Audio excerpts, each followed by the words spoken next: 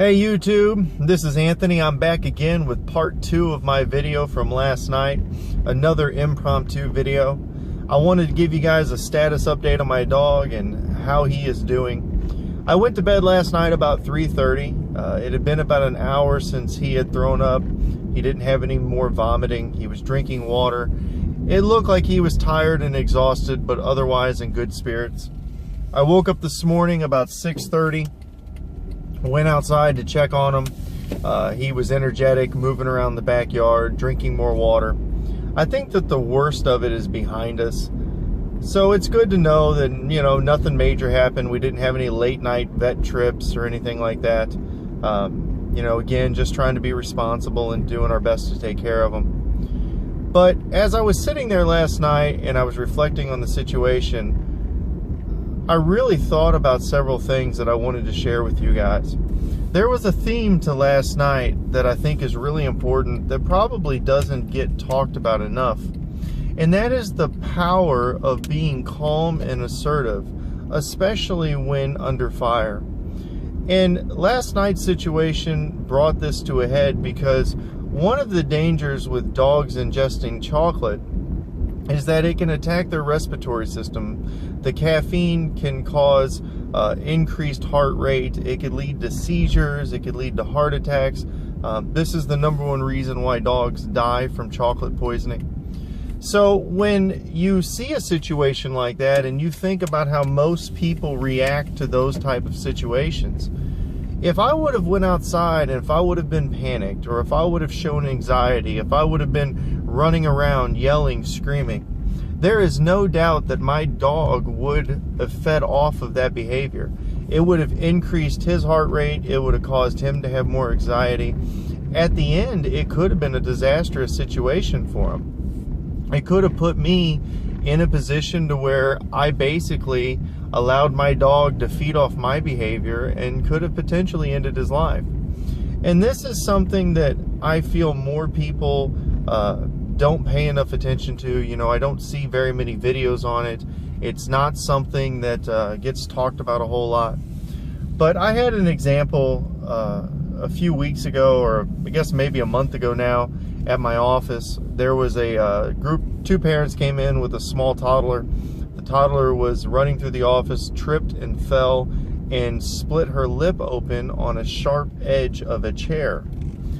And when I say split the lip open, I don't mean like, you know, busted her lip. I mean like snake lipped, pretty bad scenario. The kid ended up having to have a couple of stitches.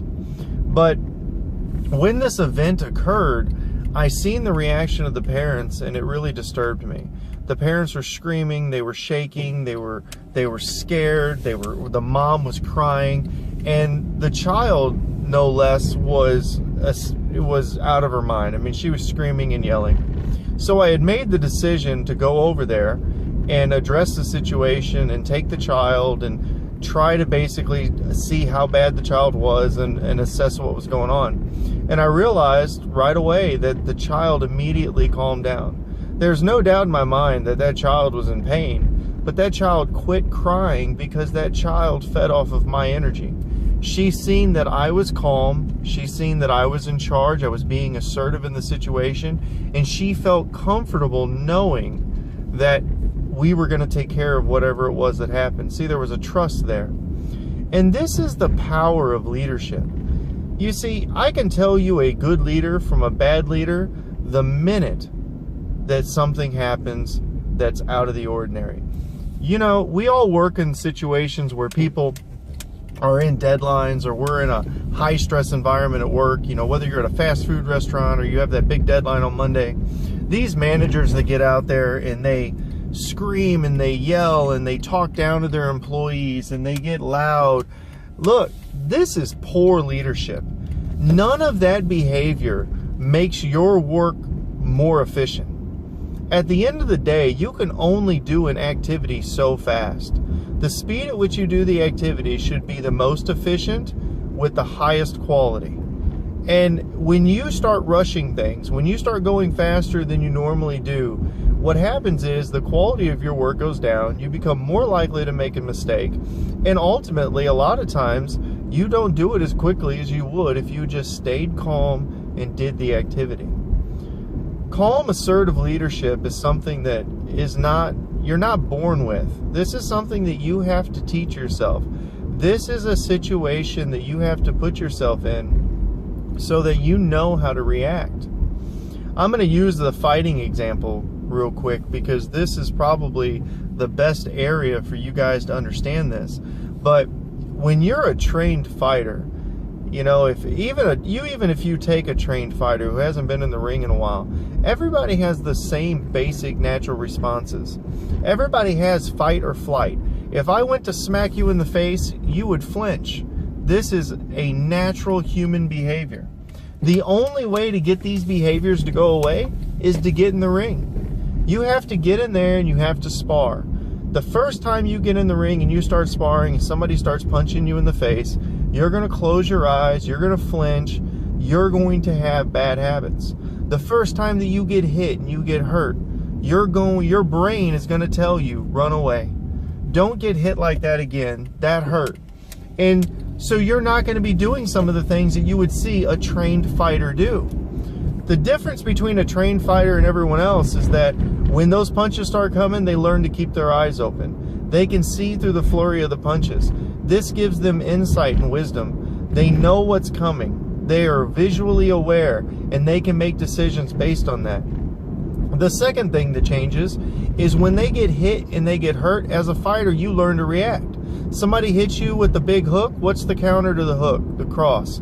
Somebody hits you with the big cross, what's the counter to the cross? The hook.